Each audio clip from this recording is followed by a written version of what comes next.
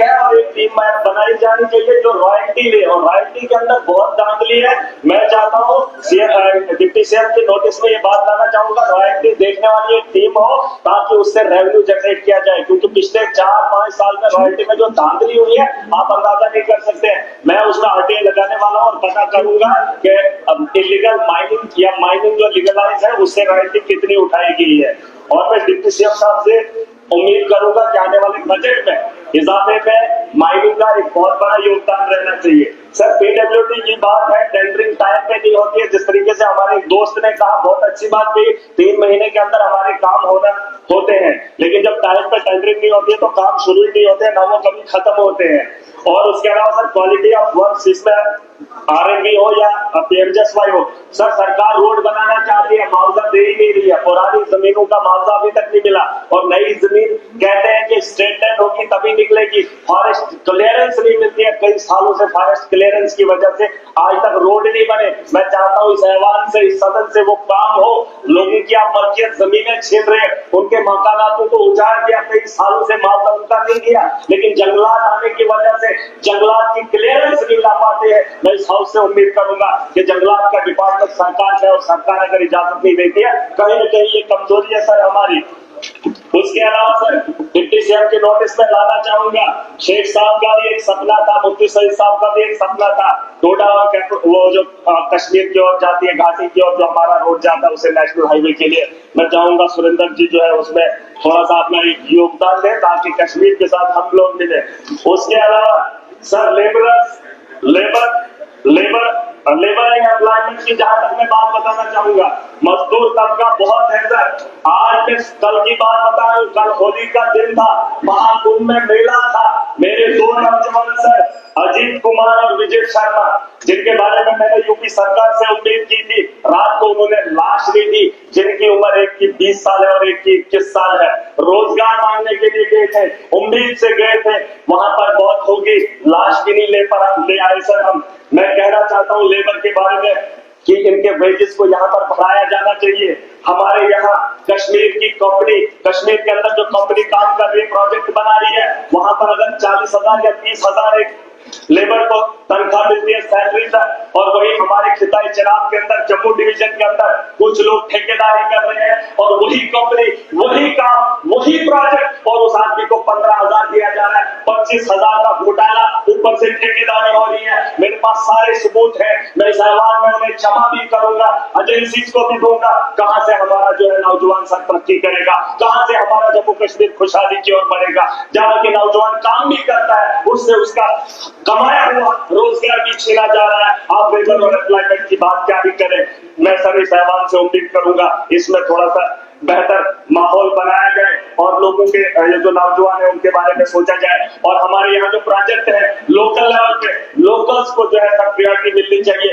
हमारे इलाके के अंदर पावर प्रोजेक्ट बनने जा रहे हैं, मैं चाहता हूँ कि बाहर के लोग वहां आकर धांधली न करें और कोई पॉलिटिकल प्रेशर न पड़े। मैंने अपनी आवाम को कहा है, जिन लोगों की जमीनें खोदेंगे, जिन पहाड़ों पे ये लोग कब्जा करवाएंगे, जहां से ये रेवेन्यू जनरेट करेंगे, अपने घरों को बनाएंगे, वहां से हमें अगर रोजगार नहीं मिलेगा तो बड़े पैमाने पर मैं आपको खत्म कर रहा हूँ। इंडस्ट्रीज पे आ रहा हूँ, इंडस्ट्रीज से कोई फायदा नहीं है। अभी किसी ने कहा लखनपुर के बारे में सोचा जाना चाहिए। हमारे यहाँ ईंटों के भट्ठे हुआ करते थे जम्मू के अंदर, वो बंद पड़े हैं, उन्हें खिला दिया गया है। एक पंजाब से आ रही है, शाहजहां लखनपुर से क्रॉस हो रही है, हमारा सरिया नहीं दिख रहा है, सीमेंट नहीं दिख रहा है, क्योंकि पंजाब और हरियाणा से जो चीजें आ रही है वो चाहे लोगों को सस्ती दामों में मिल रही है या फायदा हो रहा है। हमारे यहाँ लोकल जो है ठप हुआ है। ये सवाल मैं इन लोगों से पूछना चाहता हूँ। वही महाराजा का सपना था, उसने कहा था पंजाब का आदमी यहाँ पे कारोबार न करे, दिल्ली का आदमी यहाँ कारोबार न करे, क्योंकि हमारे लोगों को जो है यहाँ मुश्किल है, जमीन की कमी है। जिस जमीन से हम पैदावार कर सकते, रेवेन्यू जनरेट कर सकते, उसी जमीन को बचाने के लिए और नस्लों को बचाने के लिए महाराजा का सपना था, जिस सपने को तोड़ा गया और ये लोग तालियां बजाने लगे। मैं खत्म कर रहा हूँ सर, मैं बात खत्म कर रहा हूँ। और सर मोदी सरकार ने कहा कि नौजवानों को रोजगार के लिए हम लोन लाएंगे, लोन भी दिया पिछले 10 साल से। सर पैसा बांटा जा रहा है, बताया था कि ये लोग सब्सिडी देंगे, उन लोगों ने वो पैसा वापस भी किया, उनकी सब्सिडी नहीं आई, डिप्रेशन का शिकार है, न लोन अदा कर पा रहे, उस उम्मीद में है कि हमारा पैसा कब वापस आएगा। सरकार सर बात खत्म ही करूंगा। मैं चाहूंगा इन लोगों को अपलोड करोगे टाइम मिलेगा। के अंदर बीजेपी का कार्यालय बन रहा है, जो इलीगल वहाँ पे जो कंस्ट्रक्शन हो रही है वो सरकारी जमीन पे हो रही है, और ये कह रहे हैं कि कुछ कंपनी जो है वहाँ पर जो कब्जा कर रही है। इनको और भी ये सारी चीजें हुई है, इनको सवाल पूछने का कोई अधिकार नहीं है। ऑटो की एम्बुलेंस कटवा में चल रही है जिसकी स्पीड 30 किलोमीटर है, 30 किलोमीटर उसको जो है जम्मू के आसमान में पहुंचेगा 30 किलोमीटर की स्पीड से जो है ये लोग नहीं चलेंगे सर। Thank you. बैठो बैठो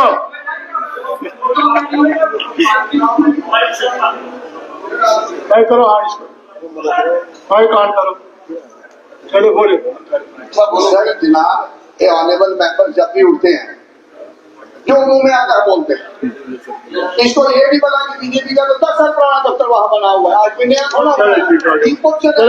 चलो आगे चलो मेरी बात मलिक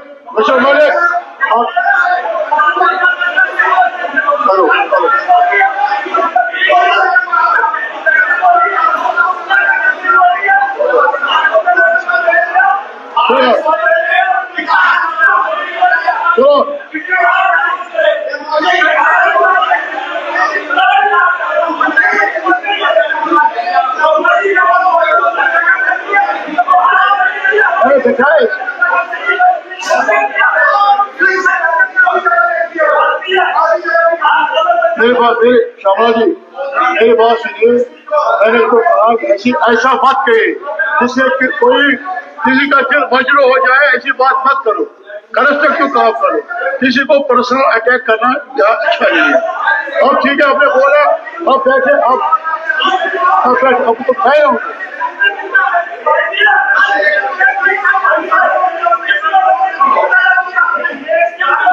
लेके आए इस हाउस में, अगर ये एविडेंस नहीं लाते तो अनकंडीशनल अपॉलॉजी करें, जहां चेयर की तरफ से इसको ये डायरेक्शन जानी चाहिए। कल ये एविडेंस के साथ आए, कल ये प्रूव करे on the floor of the house कि बीजेपी का ऑफिस कठुआ में जो बन रहा है illegal, he has to prove on the floor of the house. अगर हवाई मछली बनाती है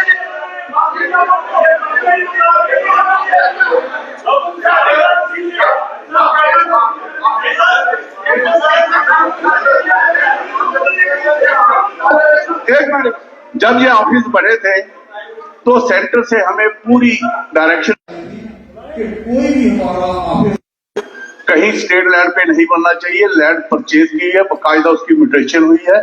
अगर इसका ये सबूत लाते हैं ठीक है, नहीं तो ये फ्लोर ऑफ द हाउस पे इसको सबूत करना होगा और इसको सस्पेंड करना होगा यहाँ से। मैं बता दूं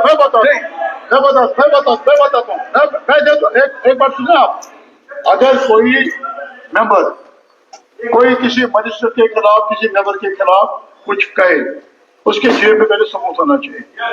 ये ऐसी बात है कि आप ऐसे बोलो।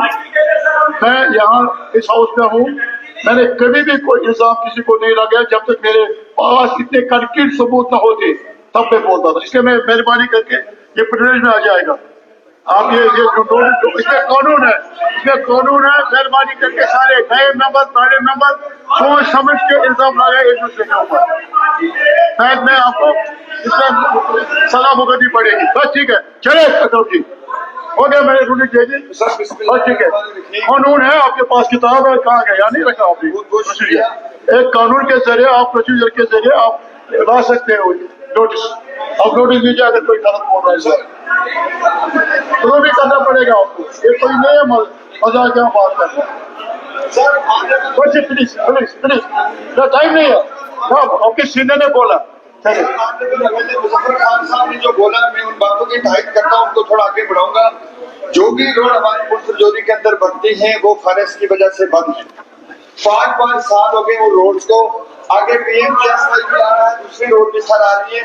सर मेरी ऑनरेबल मिनिस्टर साहब से ये रिक्वेस्ट है, जब हमारी डिस्ट्रिक्ट डेवलपमेंट बोर्ड की मीटिंग हुई थी, ऑनरेबल